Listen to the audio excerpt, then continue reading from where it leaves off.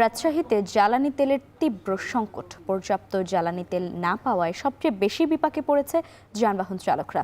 এদিকে সরবরাহ কম থাকায় পর্যাপ্ত তেল না পাওয়ায় নগরীর বেশ কয়েকটি ফিলিং স্টেশন বন্ধ রাখা হয়েছে। যে কয়টিতে তেল দেওয়া হচ্ছে সেগুলোতেও গ্রাহকদের মানতে হচ্ছে কঠোর বিধিনিষেধ।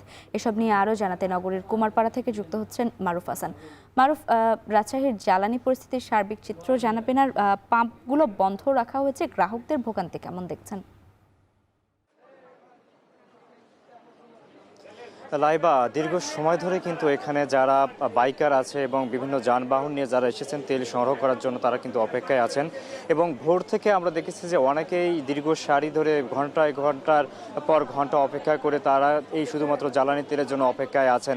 এবং ইতিমধ্যে আমরা দেখেছি যে বেশ কয়েকজন অভিযোগ করেছেন যে তাদের যে 5 থেকে 7 ঘন্টা 8 ঘন্টার অধিক পর্যন্ত সময় তারা লাইনে দাঁড়িয়ে আছেন এবং সেই পরিমাণ যে তাদের পর্যাপ্ত পরিমাণ তেলের যে সংগ্রহ সেটি কিন্তু তারা পাচ্ছেন না। এবং শুধুমাত্র 500 টাকার যে তেল পাওয়া যাচ্ছে সেই পরিমাণ তেল নিয়ে তাদের কিন্তু সন্তুষ্ট থাকতে হচ্ছে। পাশাপাশি আমরা দেখতে পাচ্ছি যে সকাল 8টা থেকে শুরু করে এখন পর্যন্ত কিন্তু এই যে নগরীর কুমারপাড়া গুলগোপুর পেট্রোলিয়ামে সেখানে কিন্তু জ্বালানি তেল সরবরাহ করা হচ্ছে। শুধুমাত্র এখানে এখন পর্যন্ত অকটেন আছে এবং পেট্রোল বা ডিজেল এগুলো কিন্তু এর আগেই শেষ হয়ে গেছে।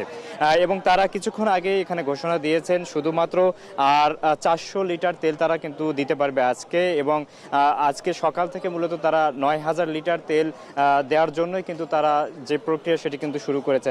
সবচেয়ে বেশি ভোগান্তিতে পড়েছে যারা বিশেষ করে বাইকার আছে, তারা তাদের নিত্য দিনের যে বাহন সেটি ব্যবহারের জন্য যে পরিমাণ তেল লাগে সেটি কিন্তু তারা অনেকেই পাচ্ছেন না বলেও অভিযোগ করছেন। পাশাপাশি এখানে যে ছোট ছোট অন্যান্য গাড়িগুলো আছে তাদেরও কিন্তু একই অভিযোগ যে তারাও কিন্তু বেশি পরিমাণে যে তেলের দরকার সেটি কিন্তু তারা কোনোভাবেই পূরণ করতে পারছেন না।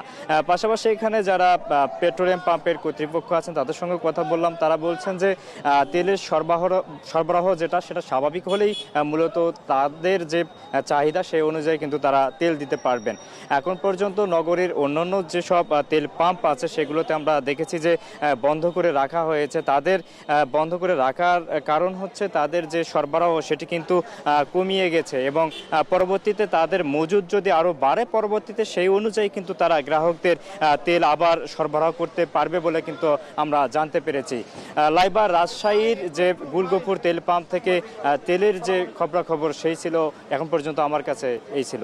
লাইবা, রাজশাহীর জ্বালানি পরিস্থিতির সবশেষ খবর জানাচ্ছিলেন মারুফ হাসান।